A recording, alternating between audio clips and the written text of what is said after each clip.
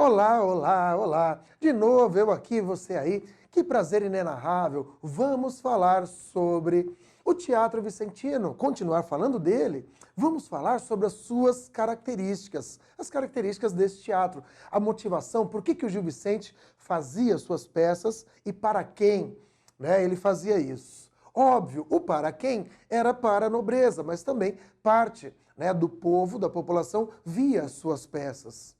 Esse nosso Gil Vicente, ele tem um teatro extremamente interessante. Em que sentido é interessante este teatro vicentino? Olha só, Gil Vicente, ele tem um teatro que faz uso da crítica, faz uso da ironia. Ele tem um teatro satírico. Então o teatro vicentino, ele é crítico, satírico e pedagógico. Tudo bem? Então, olha só, crítico, satírico e pedagógico. Por quê? Ele queria criticar o comportamento das pessoas, o comportamento das classes. Além disso, ele satiriza. Não é uma crítica dura, não é uma crítica sisuda. Ele achava, né, que era possível fazer isso fazendo dar risada, fazendo as pessoas, inclusive o criticado, o ridicularizado. Né? Ele também dava risada ali. E aí, o que acontece além de tudo isso? Olha só, ele era um teatro pedagógico. Em que sentido pedagógico? Era um teatro educacional. Ele queria mudar o comportamento das pessoas, ele queria transformar. Portugal estava com uma série de problemas, né, ali mundanos, né, a sociedade corrompida. E aí a sua grande questão era qual? Era criticar, para que as pessoas vissem os seus defeitos, para que elas mudassem o seu comportamento. Não de forma dura, mas dando risada. E ele tomava como base e acreditava que era possível educar através do riso. Como assim? Ridendo castigat mores. Com base nessa frase latina, o que ele faz? Ele acha que era possível, né, criticar as pessoas, assim, dando risada, e elas mudariam o seu comportamento. Né? Ridendo castigat mores. Rindo de si, você muda os seus defeitos.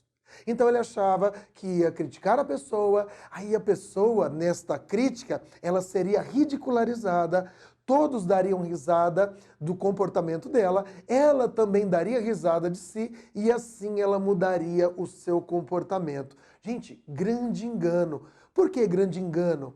Porque mesmo ele, Gil Vicente, sendo bancado pela nobreza, né, pela coroa, os nobres ali à volta, né, eles tinham grandes problemas aqui e reações com ele. Tanto que, quando ele faz o Alto da Barca do Inferno, essa peça ela é proibida de ser encenada, num primeiro momento. Há uma censura para que aquilo fosse encenado no início. E aí só depois que ela será apresentada ao público.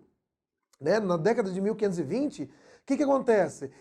Vão duvidar de que ele seria o autor das suas peças. Então todos aqueles homens, à volta, né, a nobreza, né, a casta mais alta, duvida de que ele seria o autor das suas peças. É claro, eles estavam incomodados e deram a ele, né, uma proposta. E qual foi a proposta dada, oferecida? Deram um mote. Que mote era esse? Mais vale um asno que me carregue do que um cavalo que me derrube. É preferível um asno que me carregue do que um cavalo que me derrube. Deram este mote, este tema. E com este tema ele ficaria trancado, né, num lugar, preso. E só sairia de lá com uma peça pronta, baseada nesse mote. Ele aceita, né, essa proposta, ele aceita esse desafio. E aí então, o que vai acontecer? Ele fica trancado dentro de um lugar e sai deste lugar com uma peça chamada A Farsa de Inês Pereira. E o que acontece com a farsa de Inês Pereira, gente? A farsa de Inês Pereira dá o que para nós? Né? Dá qual circunstância aqui? Uma ridicularização aos nobres. Né? A farsa de Inês Pereira, toda vez que é farsa, ele quer ridicularizar. E aí a farsa de Inês Pereira é bem isso. É uma moça que tinha uma vida muito regrada, a mãe dela, né, aprendia, ela não podia fazer muitas coisas, e ela sonhava, né, em serestas, com um grande cavaleiro, só que ela tinha um noivo bobão, o Pero Marques. E então aparece, né, um cavaleiro, e ela sonhava, né, em aventuras, serestas, festas, uma vida emocionante. Ela deixa o Pero Marques e vai com esse Brás da Mata cavaleiro e se casa com ele, certo? E aí o que acontece? A vida piora, né? E ele vai aqui viajar, sair para Seresta, ela fica trancada em casa, né? Há uma judiação em cima dela por este cavaleiro ali. E aí como é que ela se livra? A vida dela, que ela achava que iria melhorar, piorou. O que vai acontecer? Né? Ele vai, né, estar com ela, mas ela consegue se livrar, né, com a morte dele. E então ela volta, né, para o bobão, para o Pero Marques. O Brás da Mata se foi, né, morreu, e aí ela volta para o Pero Marques. E então ela vai visitar um amigo e eles vão andando, nessa visita eles vão andando. Ah, um rio, né, lamacento, para ela não se sujar. Ele vai colocá-la aqui nos ombros, eu falo na cacunda, né, porque sou do interior, aí a gente vai. Aí chega na casa deste amigo dela, que ela foi visitar, ela entra e ele fica fora esperando. O amigo é o amante, né? E depois ela termina lá, né, a relação com o amante, ele volta, traz aqui, né, para sua casa. E assim termina. Então qual que é a ideia? Mais vale um asno que me carregue do que um cavalo que me derrube. É melhor um bobão que vai te carregar do que um cavalo que vai te derrubar. Essa era a lógica. E ele vai dizer que esse asno eram os nobres que duvidaram dele. Por quê? Porque eles davam tudo para as mulheres, né, requinte, luxo, riqueza, né, palácio, carruagem. Mas as mulheres dos nobres eram amantes dos artistas. Dele, inclusive, Gil Vicente.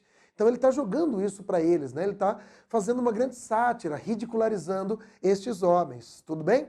Então o teatro vicentino, ele tem essa marca, né? Ele tem essa característica. Ah, entendi, bacana. E aí, o que acontece? Né? Os 3 pontos, teatro crítico, satírico e pedagógico. É isso que nós temos.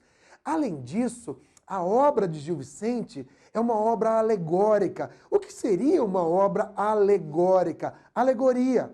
Como assim alegoria? Representação de ideias. Se a gente olhar, o Alto da Barca do Inferno é um teatro alegórico, né? Eu tenho a representação do céu, do inferno. Cada personagem representa ou um pecado ou uma virtude. E aí eu tenho o bem e o mal, a salvação e a condenação. Gil Vicente, ele vai ter, nesse teatro alegórico de representação de ideias, o que ele vai ter? O Alto da Lusitânia. E no Alto da Lusitânia, como é que acontece, gente? Eu tenho 2 personagens alegóricas, todo mundo e ninguém. Lembra disso? E atrás eu tenho o Beelzebub. Quem é ele? É o diabo, com seu ajudante, o Dinato. Então chega um e fala assim, oi, tudo bem? Tô bem, e você? Oi, eu tô bem. Quem é você? Eu sou todo mundo. E você? Ah, eu sou ninguém. Certo? Ah, o que você quer para essa vida? Eu quero dinheiro. E você? Ah, eu quero a virtude. E o diabo está aqui atrás, só olhando, ouvindo e falando assim, anota aí, Dinato, anota aí, anota aí. Aqui todo mundo quer dinheiro e ninguém quer a virtude. Né? O que você faz? Eu falo a mentira. E você? Ah, eu falo a verdade. Anota aí, Dinato, anota aí. Aqui todo mundo fala mentira e ninguém fala a verdade. O que você é? Ah, eu sou desonesto. E você? Ah, eu sou honesto. Anota aí, Dinato. Aqui todo mundo é desonesto e ninguém é honesto. O que você quer? Ah, eu quero ser repreendido pelos meus erros. E você? Ah, eu quero elogios e honrarias. Anota aí, Dinato. Eu percebo aqui atrás. Anota aí. Aqui todo mundo só quer elogios e ninguém quer ser repreendido pelos seus erros. Gente, uma obra claramente, né, alegórica, representativa, pedagógica e bem interessante. Alto da Lusitânia, Lusitânia, Portugal. Ele está fazendo um julgamento e uma crítica ao comportamento português. Em que sentido é essa crítica que ele está fazendo? Olha só, gente, que bacana, né, nisso que ele tem. Né? Todo mundo e ninguém, se você olhar, são personagens determinados. Então, o que acontece? O correto seria, o Beelzebub fala assim, anota aí, ou todo mundo quer isso, ou ninguém quer aquilo. Ou todo mundo, ou ninguém. O que vai acontecer, gente? O que vai acontecer? Olha só, o Gil Vicente, sabiamente, ele tira o o, ele não coloca o o. O que é o o? É um substantivo. O que é isso? É um dos determinantes do substantivo. Logo, sem determinante, o substantivo fica indeterminado. Então ele fala de todo mundo, ninguém, todo mundo, ninguém. Há uma generalização. Parece que ele está fazendo um juízo e está falando da sociedade. Todo mundo, ninguém. Todo mundo, ninguém. Uma ideia do senso comum. Mas tem isso. Todo mundo fala mentira, ninguém fala a verdade. Todo mundo é desonesto, ninguém é honesto. Então ele vai nesse jogo. Né? Interessante por isso. Essa é a alegoria, a representação que o teatro vicentino tem. E ele trabalha com o quê? Ele trabalha, olha só, ele vai trabalhar com tipos sociais. Ele critica o comportamento das pessoas, mas ele não vai fazer uma crítica, né, àquela pessoa, e sim ao estrato social ao qual ela representa. Tudo bem? Eu não estou criticando uma pessoa. Quando eu critico o padre, não é um padre, é o clero com seus defeitos. É a justiça com seus defeitos, é a burguesia com seus defeitos. Então, uma representatividade. Diante disso também, o que nós temos? Né? Nós vamos ter uma linguagem coloquial, né? Cada personagem fala de acordo, né, com o seu estrato social. Tudo bem? Então, eu tenho essa linguagem coloquial adequada à personagem. E também, o que vai acontecer? É uma obra atemporal. Gil Vicente queria criticar o homem de 1500, o homem quentista português, mas a crítica dele é intensa e ela é atemporal, ela cabe a nós ainda hoje. Certo? Olha só, os ricos exploravam os pobres, ainda hoje assim. Os defeitos da igreja, os defeitos da burguesia, os defeitos da nobreza, os defeitos do judiciário, os defeitos, certo? Da classe mais alta, das pessoas baixas que querem subir, ou seja, a burguesia, ele vai ter isso.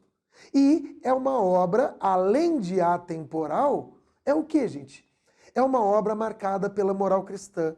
Em que sentido? Né, Gil Vicente era extremamente católico cristão, mas um dos seus personagens mais criticados é exatamente a igreja, o padre, porque a igreja estava, né, ali voltada e colocada nas coisas mundanas. O que esse Gil Vicente faz? Ele levanta essas críticas, mas ele tem uma obra marcada por isso. O que ele vai dizer? Certo? Nessa obra marcada pela moral cristã medieval. É uma obra que a gente vai dizer de transição. Porque ao mesmo tempo que ele carrega algumas ideias da era medieval, ele carrega da era moderna, né, de vanguarda aqui. Ele diz que o homem está cheio de defeitos porque abandonou as ideias cristãs, as ideias medievais. E se ele voltar àquelas ideias, Portugal fica melhor. Ele está criticando, né, isso, abandonar essa questão religiosa e pensar só no homem.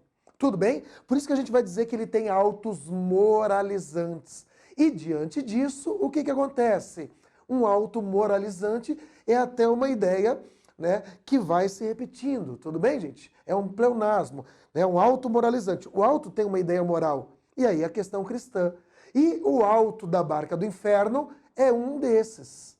Né? O que, gente? É um alto que tem uma moral cristã, obviamente. E é isso que falaremos no nosso próximo vídeo. Né? O Alto da Barca do Inferno, né? Uma das principais obras vicentinas. Até a próxima!